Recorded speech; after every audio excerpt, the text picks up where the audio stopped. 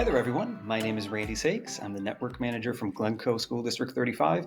And in this session, we're going to talk a little about some ways we can use Jamf Pro across multiple areas in your K-12 setting.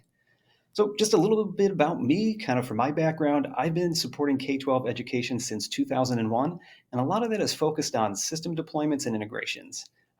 My kind of line that I go with is trying to make tech as transparent as possible. And that makes it really easy for our teachers, our students, and everyone else in the education community to make using tech just as easy as possible.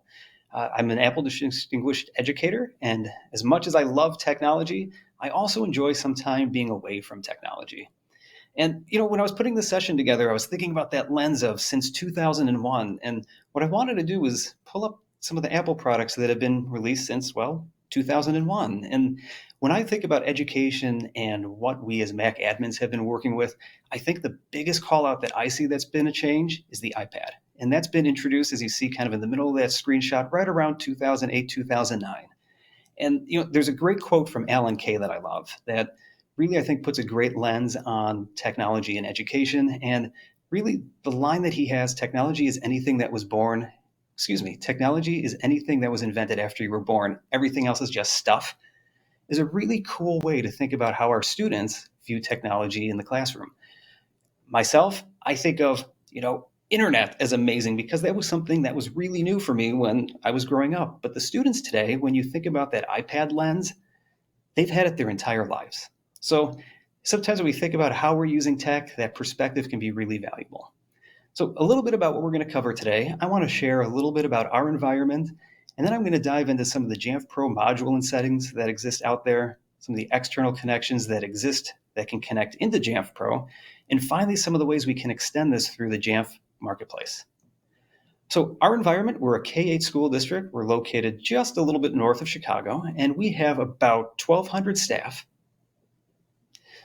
We're a K-8 school district located a little bit north of Chicagoland. We have about 1,200 students, 200 staff, and our deployment consists of 1,425 iPads, 150 MacBook Airs, and we round that out with 103 Apple TVs. Now, our device story, because everybody has one, started in the 14-15 school year when we started figuring out we need to manage devices. We started with 100 iPads, and those were used in selective 5-packs. So what that meant is in our school district, we had 20 sets of teachers apply to use iPads in their classroom. And as the years moved on, we found, we need to change this a little bit. So in the 17-18 school year, we took that 100 devices, we bumped it up to 250. We kept those same selective 5-packs in those classrooms, but what we decided to do is expand the device usage into specific subject areas. And for us, that meant going to modern language classes. So for us, Spanish classes, French classes, they now had tools and devices that they could use to work with translation, to engage with the outside world, and bring the excitement into the classroom.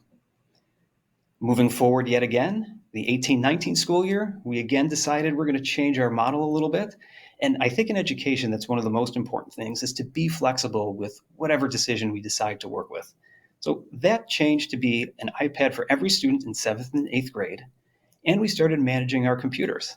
So you'll see we went from 250 iPads to 650, and from no computers in Jamf all the way up to 100 in Jamf Pro.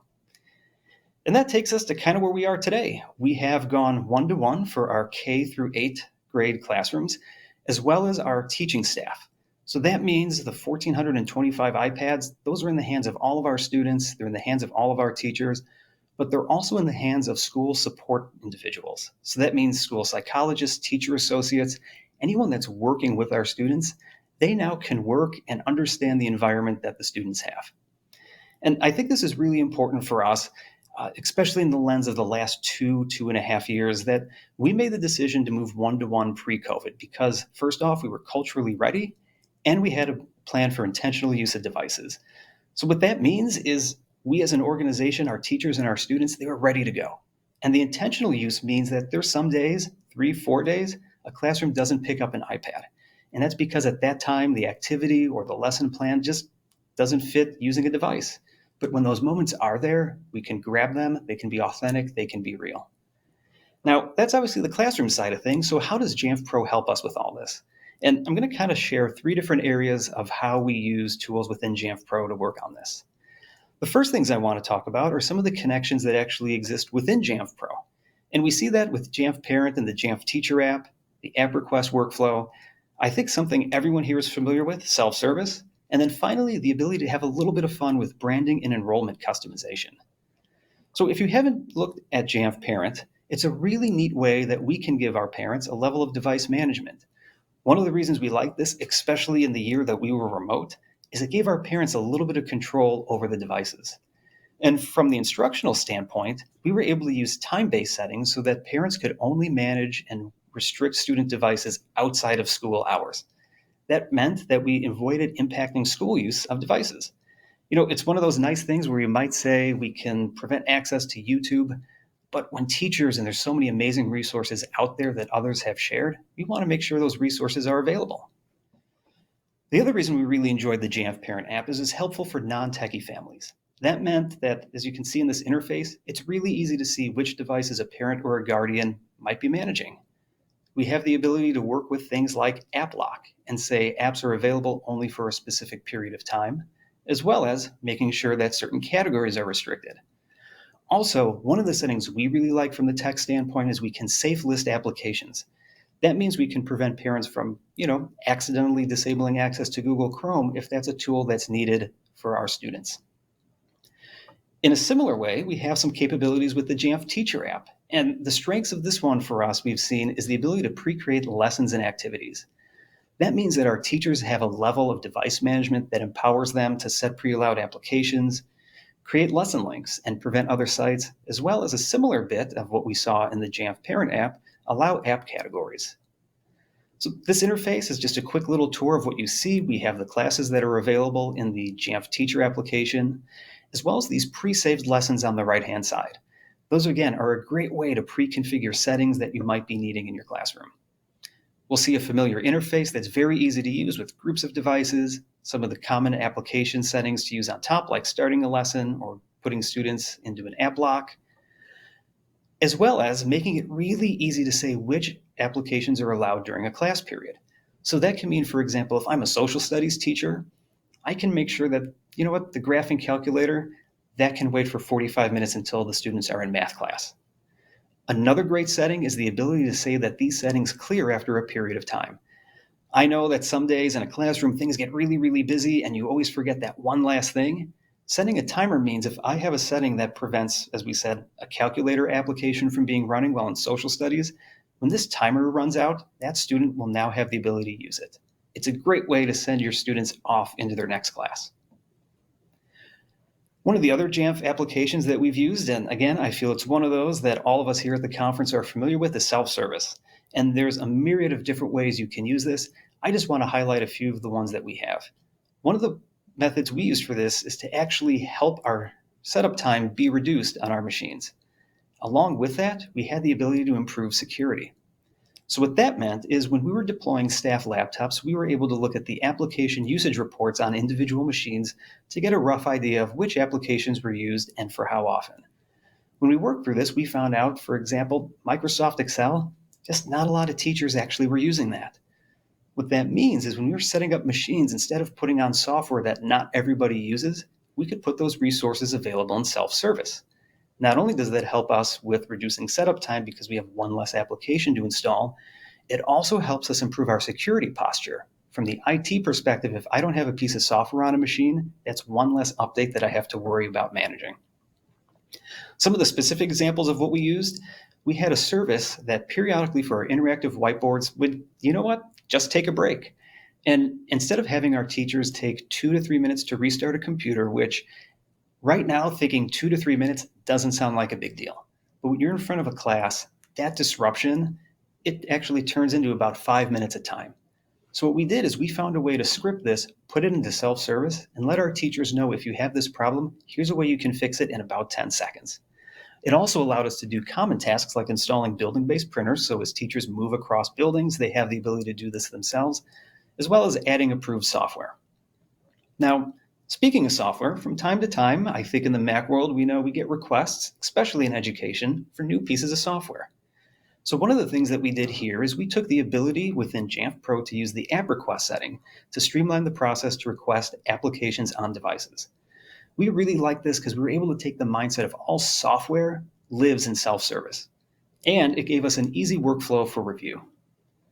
In order to get this set up within settings and then self-service within your Jamf Pro install, you can say, hey, we're going to enable the app request setting. Now, you do have the ability to put in some form fields, up to 5 at this point, and we use that as a way to curate software so if individuals were requesting something, we made sure it was for a good academic use. And what does this look like for an end user? Well, if I open self-service and I search in this case for Apple Books, I get Pages as an option because Pages does indeed let you create Apple Books content, but we actually want the Apple Books application. What's awesome about this is if I tap on the request button in self-service, I get those exact 5 questions that I entered for individuals to fill out. What's great about this is once that application's request is submitted, a little dialog appears that says app request submitted, so that user now knows we've received your request. From the admin side of things, I get an application request email generated just like this, and my favorite bit is it gives me the link to the App Store. Now, I'm not sure if any of you in education have ever had to try to find an application, but every so often you can search for something like math calculator, and there's about 45 options, and it's really tough to know which is the right one. This eliminates that issue altogether. Speaking of branding and enrollment customization and, making things easy for users, the settings that exist within branding and enrollment customization allow you to customize the experience for folks that are going to be setting up their devices. You can kind of sometimes file down those abrupt edges of technology and make them a little bit more rounded and a little softer. I like this because what we can do is we can give an organizational feel and we can keep self-service as well as some of our enrollment things looking fresh all the time. Since we're located in the Midwest, we have seasonality a little bit here, so we actually change up some of our banners to reflect the seasons. Again, just one of those ways to make people interested. What I like about this, as we mentioned, is the ability to customize the enrollment process.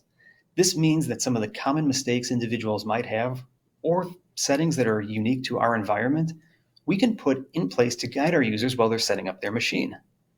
So for example, for us, we put our logo on there, we ask folks to sign in with a Google ID, and we guide them to say, please don't include the email domain. Once that's done, they're ready to go on their device.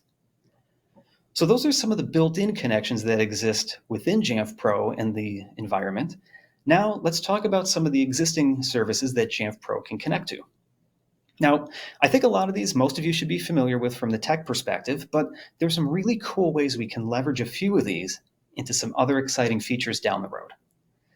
If you're not using LDAP as a way to authenticate users, it's a really nice way to do so. This allows you to connect to your on-premise directory service and pull in user information, and it's going to give you the flexibility to create extension attributes down the road. Now, extension attributes, you might be wondering, well, what are those? Those give us a way to store data in variables that we can then use across multiple areas of the Jamf Pro interface. The nice part is depending upon what's being done, these extension attributes can be tied to a script. And I can hopefully see a few of you that already have a wheel turning in your head about ways you can use that. Now, another common area that we see here is how we define this extension attribute. Just as a quick example so you can get an idea of what this looks for, we're going to say for this example that we're going to define a string. And the location that we're going to define this variable within the Jamf Pro interface is in user and location. And the type of input, it's going to be an LDAP attribute mapping. We're mapping, in this case, the given name LDAP attribute, which for me would be Randy, and we're going to store it into extension attribute 4. Now, keep this in mind for a little bit later because I want to show you a really unique way we use this in our educational setting. Another area that we have that I think all of us are familiar with is related to email. If you haven't set up SMTP within your Jamf Pro instance, it gives you some really powerful ways to work on alerting. It's required for app requests, and it gives you some really nice flexibility with report scheduling. Now, you might be wondering, when thinking about report scheduling, what would be something I could do? In our case, one of the criteria in an advanced search that we make is looking for devices that have less than 2 gigabytes of storage space available. And what we do is we save this, we go to the Reports tab, and we say we want to schedule this report to run the 6th day of every month at 9 a.m. So what I love about this is that means monthly I'll get an email that lets me know who I should touch base with on freeing up some space on their devices. Now in this case, I'm using free space that's available on devices, but you could use a variety of attributes, really anything that can be a criteria for an advanced search. Another way that I mentioned you can use SMTP for is dealing with alerting. And we use that to prevent untested versions of macOS from being installed. Now, in the screenshot here, this is the example of what we were using to prevent folks from installing macOS Monterey. One of the bits that we did is we made sure to let folks know we haven't yet tested the software, but we also send an email notification. And what I like about this from the administrative standpoint is it gives us an idea of how many folks are excited to update their machine. In addition, if we find we're getting a lot of restricted software notifications for a device, we can make sure to touch base with the user, ask them about what they might be interested in doing, and find a way to work with them. Lastly, one of my favorites is creating mobile device groups similar to an advanced search that send emails on notification changes. Now, the reason I like this one is a report that you schedule is kind of static. If I create a mobile device group that's smart based upon certain criteria, in this case, as soon as a device has not reported its inventory update for 30 days, I get an email fired off. And what's great about that is that's a way I can connect with the user and ask them, hey, we've noticed that your device hasn't been online for a little bit. Do you have it? Is it not working? What can we do to help you use it more? And again, the way that you can create a smart group, any of those criteria you can use with the send email notification on membership change checkbox to do some alerting. One of the other important things we think about is device life cycles, and that's related around things like Apple Care and Apple warranty coverage. There's some options to work with so that you can pull in your Apple Care coverage into Jamf Pro through a connection to GSX. In order to do that, there is a certificate trust, and it does take a couple of extra steps, but it's definitely one, if you have the opportunity to, that you should check out. Another area that I think a lot of folks are familiar with, volume purchasing. That's another setting within Jamf Pro that connects out to the world, and in this case, lets us assign apps and books to users, mobile devices, and computers. Now, one thing to keep in mind is books can only specifically be assigned to users and they're not reassignable. But that makes it really, really easy to get content that students or teachers need onto their devices so they can be successful. In a similar way to LDAP, we also have cloud identity. And that's a way that you can utilize Azure AD or Google Workspace credentials in order to sign in during enrollment. I like this because it simplifies the end user experience. And again, we don't have to reinvent the authentication wheel. Folks know these passwords, and by reducing the amount of systems and different password folks need, we can actually usually improve our password health and security posture because folks can set one complex password as opposed to a lot of easy ones that are a challenge to remember. Device enrollment is also an option that we have within Jamf Pro that allows us to assign devices based upon the device type, like an iPad or a laptop, as well as gives us some really flexible ways to customize the setup assistant. For us, we have a separate workflow that's used for the setup assistant for students and teachers, and one that's separate for computers and mobile devices. In this case, what we do for a computer is we require authentication, which means an individual has to have an account within our organization in order to set it up. We escrow the recovery lock, and we skip through parts of the setup assistant, again, to make it easier for them to use their device. We also have the ability to pre-create an admin account, and this gives us APFS ownership on a volume. We also create a user account for the user using the machine based upon the credentials at enrollment. So that'll go ahead and fill in their first name, last name, username, and that user can then select a password to use their machine. The other area that we have this is for installing configuration profiles as the user setting up the machine. This allows us to do things like pre-install the wireless settings, add some printers, and do a variety of setup options for the end user ahead of time so that as the device is getting set up, it's completely ready to go. For mobile devices, some of the settings we work with are shared iPad, setting the time zone, and allowing pairing to different hosts. Now, this one's an important one to think about, the allow pairing, because that's one that has to be done when the device is set up the first time.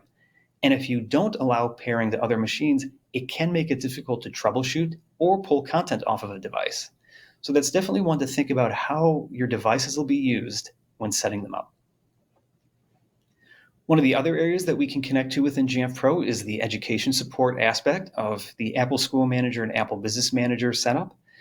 This is really helpful because when thinking about that lens of making technology as transparent as possible, we can import classes from our student information system automatically so our teachers have that. I also love that because it means as students change sections or they enroll or move between classes, they're automatically updated without us having to do any work. This also is what helps us create the link between the user accounts in Apple School Manager and Jamf Pro. And finally, the last tool that's in here that is a great way to extend what we can do is Apple Classroom. This builds upon the Apple Education support from the previous setup, but again, it helps us save teacher time. Instead of teachers having to create classes, we can pre-create them for them. So that way, when the first day of school rolls around, which, you know what, that's going to be not too far away sometime soon, we can make sure that those are ready to go. Now, the last area that I want to talk about when we think about the connections to Jamf Pro and how we can extend that in our environment are those external connections. What exists outside of Jamf Pro that can kind of pull data into it, and how does that work? So as I mentioned, Google Workspace is one of the ways that we can use cloud identity, and for us, we like it because we don't have to reinvent the authentication wheel. It's familiar for users, they know their username, they know their password, and it gives us some really cool things that we can do. Now, earlier, I mentioned extension attributes, and I want to tell you a quick little story of a way that we use these. So the extension attributes allow us to take a value that exists in LDAP or through cloud identity and store it so we can use it later. Now, we leverage this with a Google form, and we take the ability to use a pre-filled URL pattern. So what does that mean? That means the LDAP attribute that we have picked can be a portion of our pre-filled URL pattern. This is what we use in a configuration profile. We push out a web clip, and that pre-filled form URL contains the LDAP value based upon the user of who this device is assigned to. That's a lot. I'm going to unpack that really quick. This is a very long Google form URL, and we are pre-filling in, as you can see in blue, the entry field. Now, the value we're putting in there is extension attribute 5, a comma, %20, which translates into a space, and then extension attribute 4. So for me, this is going to fill into a form my last name, a comma, a space, and my first name. The power behind this one URL pattern can be sent out to every device that we manage, and it will dynamically update based upon who that device is assigned to.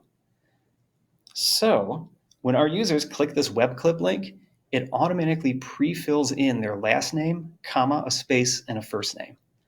Now, that's just one example, but I'm sure as you're thinking about this, you could see how something like this could be really powerful in your environment. Another area with our environments we see is the Jamf Marketplace.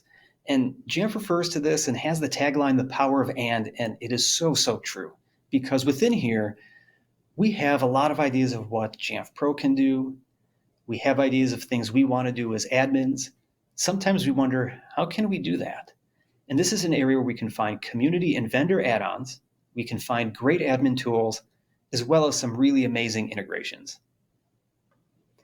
Now, another external tool that I want to mention, and this is specific for our environment, we use Incident IQ, which is an education-focused help desk. There's a tie-in that connects into Jamf Pro, which means the information that we get in our help desk system reflects things like assigned devices. For a student or for a teacher, if they log in and they have an issue with a device or just any technology issue, they can go ahead, click on the device that's assigned to them from Jamf Pro. It's one of those small steps, but it saves a lot of time when you think about 1,400 devices, 14,000 devices, or however many might be in your environment. It also gives us at a glance some detailed information about the device. so we can, from a help desk ticket, get an idea of what might be going on with their device. For us, another external connection that we use is Skyward as our student information system. And this is a tool that allows us to connect into Apple School Manager, and it helps us with the creation of managed Apple IDs, and it works with the rosters within Apple Classroom. Now, I mentioned Skyward as RSIS. PowerSchool has a direct integration.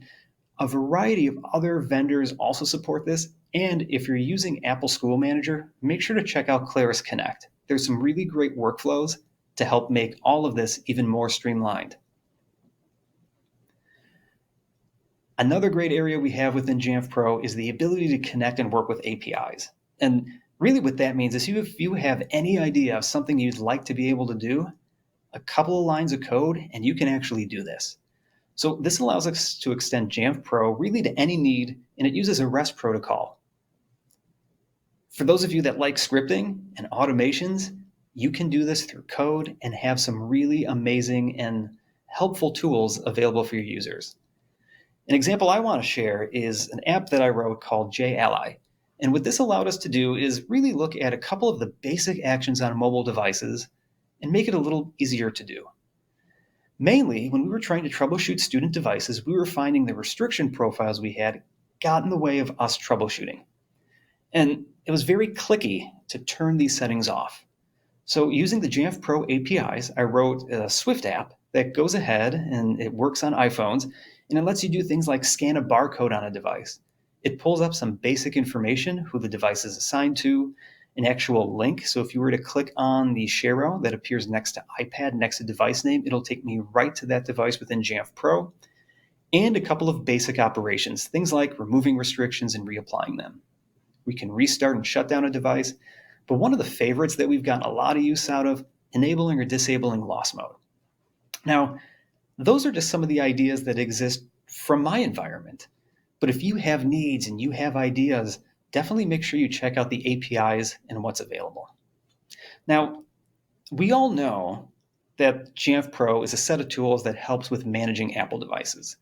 And every day, at the end of the day, one of the things I always try to think about is how does it make technology more transparent?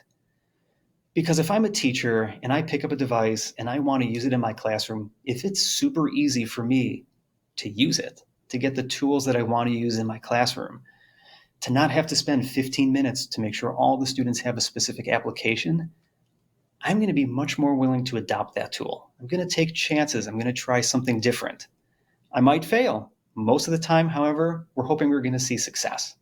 So if we think about that from the technology lens and how we can make things more transparent from the initial design perspective, there's some really great ways that we can go ahead and empower our students, our teachers, and the future of tomorrow. So I want to thank you for taking the time to listen, and I hope you enjoy the rest of the conference. Thank you.